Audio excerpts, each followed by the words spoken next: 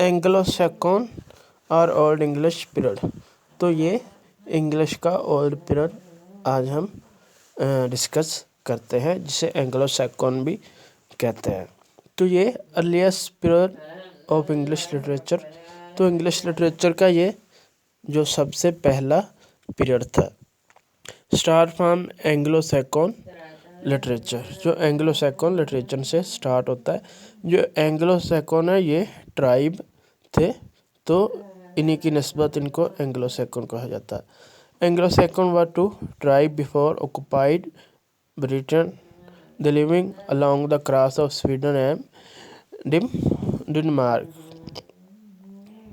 तो ये दो ट्राइब थे, कबीले थे, जो गौरों के फतह करने से पहले ये स्वीडन और डेनमार्क के साहलों पर रह रहे थे।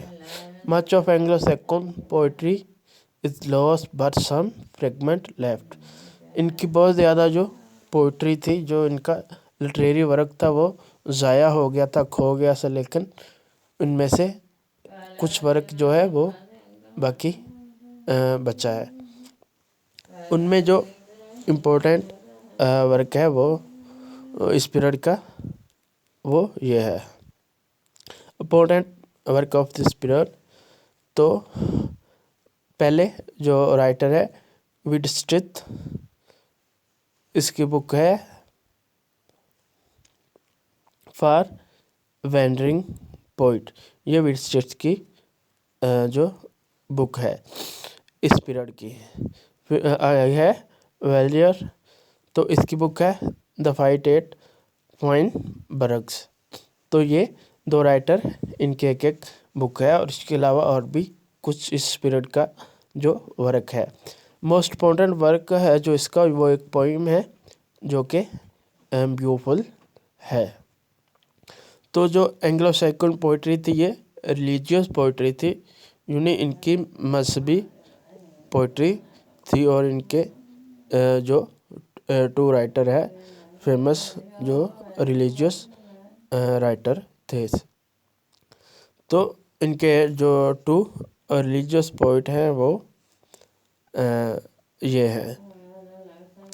उनमें पहले आता है कैडिमन, जो कि एक रिलीजियस राइटर था, यानी पोइट था।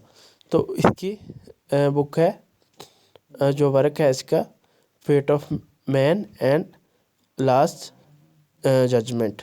तो ये टू वर्क जो है इसके है कैडिमन के। दूसरा जो रिलीजियस पोइट है वो सिनेज वुल्फ।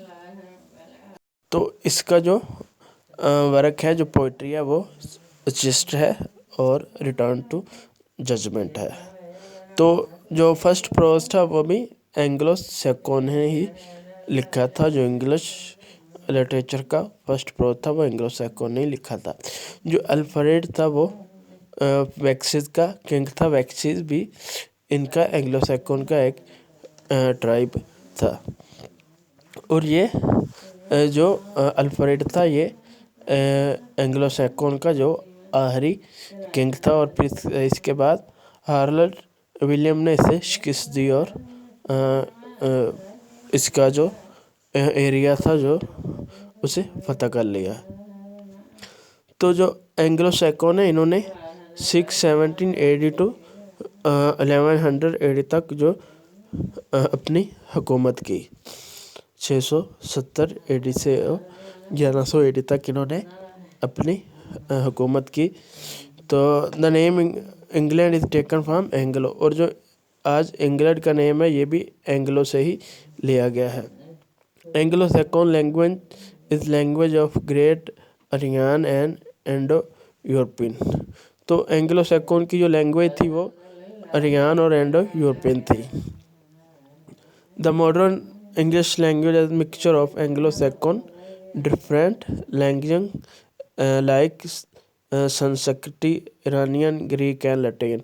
जो आज इंग्लिश लिटरेचर है वो दरअसल इन ज़बानों का ही मिक्सचर है, जिनमें संस्कृत, ईरानियन, ग्रीक और लैटिन है।